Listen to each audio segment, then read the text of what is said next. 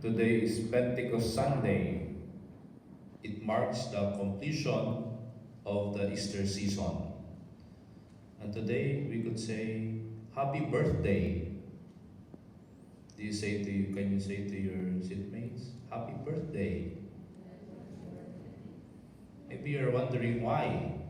Maybe some of you are wondering, and some of you are not. Because today also, according to the preface of one of the presidential prayers, today is the birth of the church. And the question is, who are the church? All the baptized Catholics belong to the church. So all of us is our birthday as one community of Jesus. How old is our church? 2019 minus 33, 1,986. Is that accurate? That is the age of our church. So we must be happy because we reached that age as a church. It's 1,986 age as a church. However, if you consider the theology of St. Paul regarding that Christ is the head and we are His body as a church, if you consider the theology of St. Paul, the birth of the church is not only on the Pentecost Sunday, but it goes back to the birth of Jesus, His incarnation. So we could say the incarnation of Jesus is also the beginning of the birth of the church. Because Christ is the head and we are His members. And now the Pentecost Sunday, we can consider the new formed community as a church. You know the SBS News? Are you familiar with the SBS News? What's the meaning of that SBS News? Special broadcasting service, isn't it? And today, we are reignited by the Holy Spirit to be an SBS to others. All of us are special and special broadcasters in serving others. But there's another meaning of that word, SBS. We could say S stands for spiritual.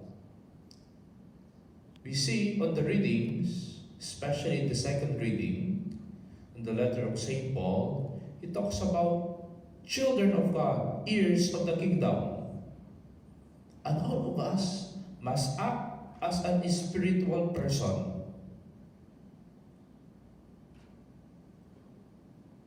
Like living heaven here on earth. Practicing heavenly acts here on earth. We could say, Father, how? Go to the church. Attending Mass. Being good to others. Valuing our Catholic faith. Those are concrete manners in being spiritual in nature. Another thing, B stands for being true, being sincere to our faith. It's not only spiritual, but we must be sincere to our faith. In the first reading, we see how the apostles, after receiving the Holy Spirit, they spoke in foreign languages. Yet, people understood them. Why? Because the apostles are true to the faith. They are true to what they profess as Catholics. That's why, if you want to work the Spirit within us, we must not only spiritual, but we must be true to our faith, to our identity as a church. I told you, the church is not about the building, but the people of God. Why we call the church the church? Why we call this building church? Because the identity of this church came from the gathered assembly who worship the one Lord and one Spirit. And you could say, Father, supposed to be we are so many. Yes, but before probably the church is full packed. The church can accommodate 300 people. But this identity of the church always belongs to the gathered community. That's why we must be true to our faith. The third one, the Holy Spirit would strengthen us. That's why the S stands for strength. Maybe most of us already received confirmation, isn't it? When we say confirmation, came from the Latin word confirmatio, meaning to strengthen. That's why when we receive the Holy Spirit, we will be strengthened by the Lord. Strengthened to profess our faith.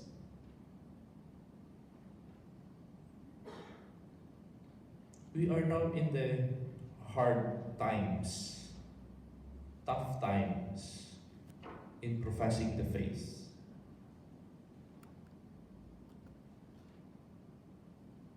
One protest regarding life is that they said abortion is health care. It's a fallacy. It's a false statement. And now you can see the church has been struck or have been persecuted anywhere. Even in the most Catholic countries, they are persecuted. How much more in the country that the Catholics are minority? We are persecuted. That's why we need the Holy Spirit to strengthen us in professing our faith. Some Catholic schools, some Catholic hospitals, they taken down the crucifix or the religious images. That's why we need to be strengthened, to be courageous in proclaiming the faith. That's why we have the martyrs in the church, and that's why the color of today's celebration is red. It means we must strengthen to proclaim the faith. We must ignite the power of the Holy Spirit in our life. Our ardent love for the Lord, our joy in proclaiming the gospel. That's why we need the Holy Spirit to strengthen us. That's why all of us are encouraged and challenged to be an SBS, proclaimers of the good news. You must live in spiritual in nature, and we must be true to our faith. At the same time, we must be strengthened by the Spirit. And this is the challenge for each one of us as Catholics. So once more, today is Pentecost. It reminds us our true nature, our true identity as children of God. And all of us must be an SBS to one another and to our community. And we ask the Holy Spirit that would give us a open hearts so that we can accept our true nature, by being spiritual in character, being true to our faith, so that we become strengthened one another as a people of God.